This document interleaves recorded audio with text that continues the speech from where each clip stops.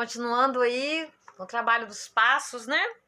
Vamos fazer uma pequena revisão aqui, olha, para a gente ir para o passo 9, que diz o seguinte para nós. O 7º passo e as ministrações de restauração, feitas por um líder, tá? Com a ajuda dele, tratam das raízes de muitos dos nossos problemas, ajudando-nos a liberar a dor, a limpar a consciência e a renunciar a qualquer envolvimento que havíamos desenvolvido com a carne, o diabo e o mundo. O 8º passo em diante são os passos de subida. Bacana, né? Que nos farão sair do poço e reconstruir uma nova vida. As decisões, muito importantes, tomadas no 8º passo, levam adiante na viagem de recuperação, tá? Levam. Então, olha só, no 8º passo, nós nos preparamos para pedir perdão às pessoas que nós ferimos. Fizemos aquela relação. Perdoamos a nós mesmos, importantíssimo. Começamos a reconstrução da nossa identidade, da nossa autoimagem, para tornarmos cada dia mais parecidos com Jesus. E entendemos a troca divina que Jesus fez lá no profundo da nossa alma. Sabe? Dos nossos pecados, dos nossos erros, problemas e feridas, pelo caráter dele, seu amor, sua santidade, sua bondade, justiça, poder, alguns aspectos apenas que eu falei, né? Então, realmente é um passo que nós vamos agora ter alguns cuidados, porque não é suficiente apenas dizer que nós queremos pedir desculpas. Há toda uma criteriosidade para fazermos isso. Alguns cuidados, tá? Precisamos nos arrepender, corrigir o erro e fazer a restituição. Tá? A restituição é muito importante. Ela faz parte do processo. Sem ela, né? Como é que o verdadeiro, os frutos reais, visíveis, vão ser colocados realmente em pauta? Sem isso, né? Agora, de se ter um cuidado das pessoas codependentes. Eu já gravei um videozinho aí falando da codependência, como que ela se desenvolve. Porque o codependente, ele, até para pedir desculpa, ele pode correr o risco de se maltratar, de se culpar, de se sentir responsável pelo outro, sabe? De querer controlar como que o outro vai se sentir. Porque acontece também, às vezes, do outro não querer o perdão. E aí, uma vez isso aconteceu comigo. A pessoa falou que ela não precisava, que ela não queria. Mas o importante era o quê? Eu fazer a minha parte. Aí, o resto era com ela. Sabe? É muito cuidado que essa atitude não seja como um pagamento para o codependente a longo prazo. De vergonha, da culpa, como eu já falei, né? De achar que tem o controle sobre o que o outro está sentindo. Não. Há de se ter muito cuidado nesse sentido, tá? Vamos fazer isso para criar pontes, reconstruir pontes que foram quebradas, tá?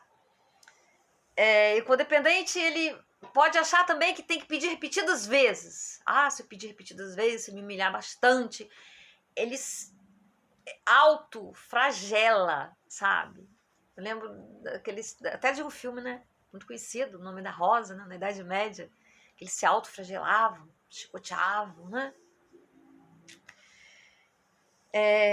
Mas nós precisamos ser restritos, termos cuidado com a definição das pessoas, né?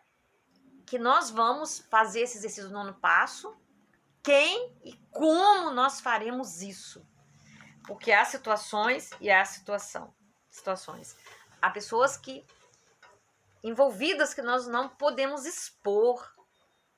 Há pessoas, de repente, adoecidas na situação que não podem receber uma confissão, que podem até fartar alguma coisa, não é verdade? Então, nós temos que ter cuidado, às vezes esperar um tempo, cuidado para não ficar aflito, de querer se livrar, porque às vezes a gente pode querer pedir o perdão para se livrar daquele peso, daquele remorso, se sentir leve. Aí já não é saudável.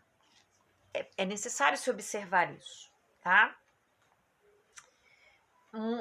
Devemos falar a verdade ou mentir? Principalmente com relação a casamento, a traição ao cônjuge. Sempre falar a verdade, né? Para o diabo não aproveitar da situação, tá? Porque uma vez descoberta, nosso cônjuge não terá nenhuma razão para acreditar mais em nossa palavra, tá? Essa perda de confiança pode ter sequelas tão grandes quanto a confissão da traição ou até maiores, tá? A não ser, como eu disse, se a pessoa tiver adoecida, alguma coisa assim, né?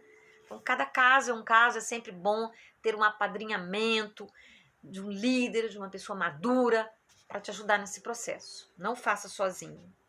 Devemos agir em amor, fazendo o que é melhor para os outros, não pensando em nosso próprio bem em primeiro lugar. Foi aquilo que eu falei, né? Eu quero ficar aliviada, tá? Tratar com os outros como nós gostaríamos de ser tratados. Isso é muito importante. Se colocar no lugar do outro, tá? Senão, e como eu falei, né? O perdão verdadeiro, ele pode demorar, ele é um processo. Às vezes o outro ainda vai ficar remoendo aquilo. E é preciso ter muita sabedoria, muito bom senso, tá? Existe um período de luto, de dor, daquele que foi traído numa situação de traição. As consequências, né? Davi não ficou livre das consequências do que ele fez. Olha, Davi é um exemplo daqueles. Então, é saber administrar isso aí. É ter maturidade.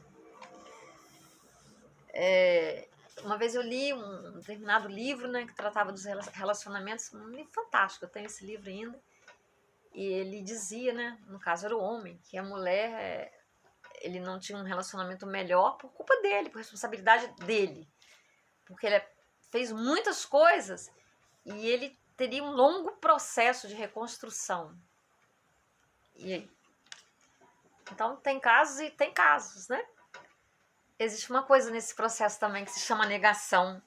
Algumas pessoas não sentem necessidade de reconciliação e restituição, porque não enxergam problema nenhum com ninguém.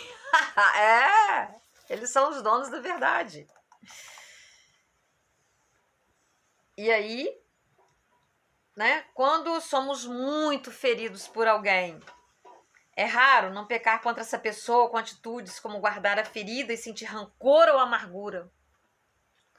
Vai se vingando, né, devagarzinho, vai torturando.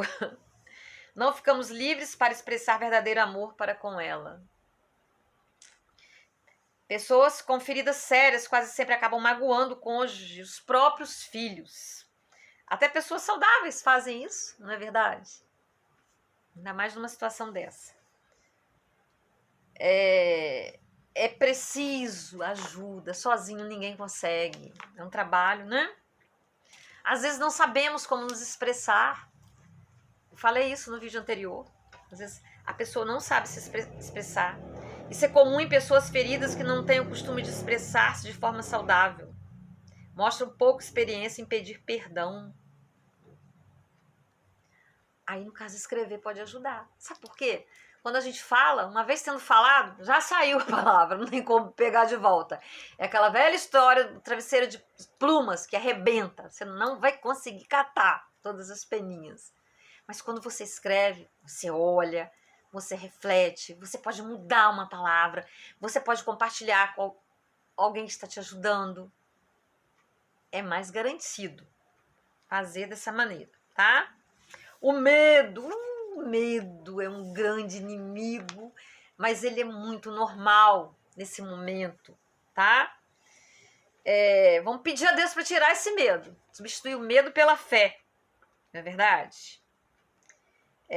Porque Deus não nos tem dado o espírito de medo, mas de amor e de poder, tal como uma mente firme. E Deus está conosco nesse processo. O mais interessado, o mais feliz com tudo isso é o próprio Deus que nos fez, tá? E quer nos resgatar. E aquela pequena poesia que eu já até decorei, né? Se pudéssemos ler as histórias secretas dos nossos inimigos encontraríamos na vida deles tristezas e sofrimentos suficientes para desarmar o nosso ódio. Agora, é ter muito cuidado, se autoavaliar com a questão da codependência. Porque às vezes tem situações que são muito delicadas. A gente falou muito aqui de cônjuge, mas tem situação entre pais e filhos, sabe? Às vezes é complicada. Às vezes o filho, né, tá mais trabalhado, tá numa caminhada bacana, e os pais não estão, e agridem, né? E pegam pesado. E aí vem aquela coisa, né? Pai e mãe, meu Deus, o que fazer, como tratar dessa situação. Sabe, às vezes o outro realmente, para você administrar aquela situação, você vai ter que agir de determinadas formas muito especiais para permitir que o outro também amadureça. Você não dar comida para a doença dele, porque não vai ser um gesto de amor, vai ser um gesto de ajudar ele a continuar doente, né? Teve uma amiga minha que ela passou por uma situação dessa. A mãe era muito desequilibrada, era uma pessoa nada trabalhada, filha de alcoólico, e a mulher, sabe, a filha numa caminhada muito bonita, muito firme ali, e a mãe sobe, desce, sobe, desce, sobe, desce, só agredir. Olha, e ela sofria beça, sabe? E ela sempre ia atrás, cada vez que ela ia atrás, porque ela se sentia muito desconfortável, era codependente, se sentia muito culpada. E ia e fazia tudo. Quanto mais ela fazia, a mãe interpretava aquilo ao contrário. Aí que ela achava que ela poderia tripudiar. Porque ela não sabia receber amor. Ela não sabia receber carinho, ter um relacionamento saudável. Era muito confuso. Até que ela teve que se distanciar realmente. Sabe? Porque chegou num ponto da mãe fazer coisas terríveis contra a própria filha. Coisas horríveis. Falar coisas horríveis. Coisas assim, indizíveis. Que a Bíblia fala, né? Não irai vossos filhos. É faca, né? Corta dos dois lados. Então, temos que ter muita sabedoria, muita ajuda para podermos avançar nisso aí.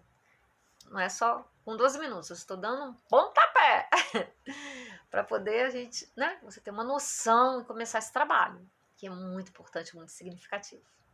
Que Deus nos ilumine e nos ajude.